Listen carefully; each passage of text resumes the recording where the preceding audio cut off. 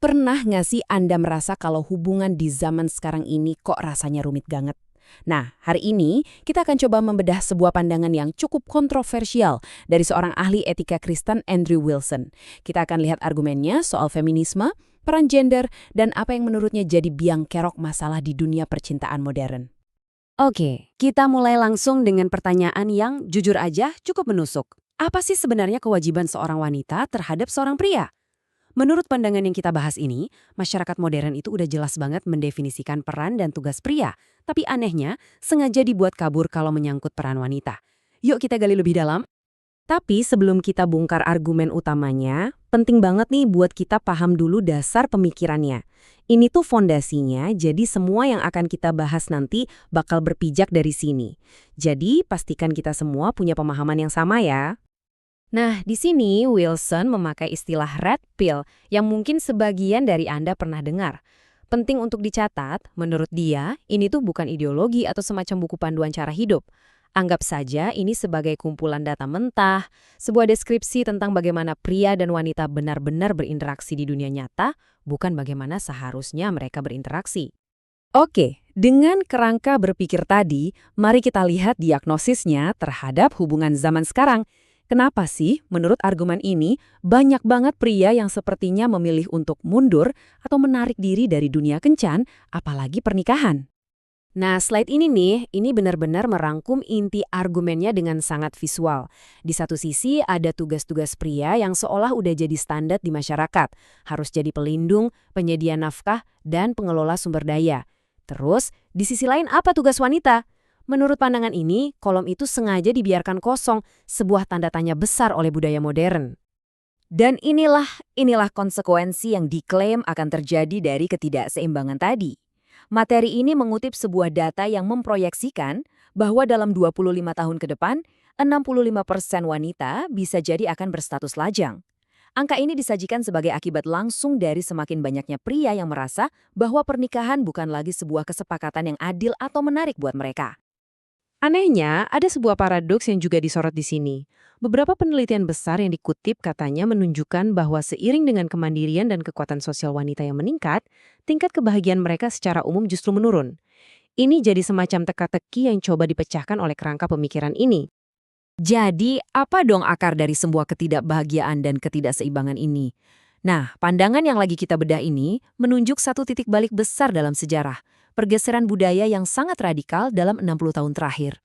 Lihat deh garis waktu ini yang disebut sebagai perpecahan besar. Sebelum era 60-an, strukturnya patriarki, ada penekanan kuat pada kesucian, dan orang biasanya cari jodoh di lingkungan sekitar aja. Sesudah itu, wah beda banget. Era kebebasan seksual, wanita menunda punya anak demi karir, dan muncul fenomena hipergami, kecenderungan untuk mencari pasangan dengan status lebih tinggi yang mengubah total aturan mainnya. Salah satu perubahan paling drastis bisa kita lihat di grafik ini. Usia rata-rata seorang wanita melahirkan anak pertama itu loncat jauh.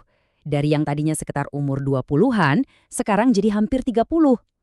Menurut pandangan ini bukan cuma soal sosial, tapi juga bisa menimbulkan masalah kesehatan, baik bagi ibu maupun anaknya. Nah, dari kacamata para pria, argumennya adalah dua masalah utama inilah yang bikin mereka jadi enggan menikah. Pertama, fenomena menunda nikah demi karir yang katanya seringkali berujung pada apa yang disebut body count tinggi. Kedua, kencan online menciptakan hipergami yang ekstrim, di mana hampir semua wanita berlomba-lomba mendapatkan segelintir pria paling top, yang akhirnya bikin pria rata-rata merasa tersisihkan. Oke, setelah mendiagnosis masalahnya, materi ini menawarkan sebuah solusi yang bisa dibilang sangat kontroversial. Solusinya ada dua bagian dan yang pertama adalah ya propaganda. Kutipan ini benar-benar merangkum idenya dengan pas. Ingat kan poster Rosie the Riveter yang jadi ikon propaganda untuk mendorong wanita Amerika bekerja di pabrik saat Perang Dunia II? Nah, Wilson berpendapat, kita perlu kampanye budaya yang sama kuatnya untuk mendorong wanita kembali ke peran domestik, menjadikan peran ibu rumah tangga sebagai sesuatu yang mulia dan patriotik. Logikanya gimana? Gini, menurutnya setiap budaya itu pasti punya propagandanya sendiri. Jadi, daripada membiarkan propaganda itu mempromosikan ide-ide yang dianggap merusak, kenapa nggak secara sadar kita gunakan untuk mempromosikan sesuatu yang menurut pandangan ini paling vital untuk stabilitas masyarakat? yaitu keluarga tradisional yang kuat. Sekarang kita masuk ke bagian kedua dari solusinya. Bagian ini lebih bersifat personal dan etis. Fokusnya adalah untuk membangkitkan kembali apa yang disebutnya sebagai kebajikan inti seorang wanita. Inilah rencana 3 langkahnya. Pertama, ajarkan kembali kesucian sebagai sebuah nilai yang penting. Kedua, ciptakan stigma sosial terhadap pergaulan bebas. Dan ketiga, ini yang paling krusial menurutnya, adalah pemahaman bahwa kesucian wanita secara historis berfungsi untuk menjamin garis keturunan ayah. Ini secara langsung menjawab 2 kekhawatiran utama yang tadi katanya membuat pria enggan berkomitmen, soal body count dan ketidakpastian status sebagai ayah. Kenapa ya fokusnya harus pada kesucian wanita? Menurut argumen ini, alasannya sederhana dan biologis. Seorang ibu itu selalu 100% tahu bahwa anak itu adalah anaknya. Tapi seorang ayah secara historis tidak pernah bisa seyakin itu. Nah, ketidakseimbangan inilah yang menurutnya menjadikan kesucian wanita sebagai pilar dari masyarakat yang stabil. Jadi, kita sampai pada pertanyaan pamungkas yang sangat provokatif. Apakah kebebasan seksual itu benar-benar membebaskan wanita? Atau jangan-jangan malah memperbudak mereka dengan cara yang baru?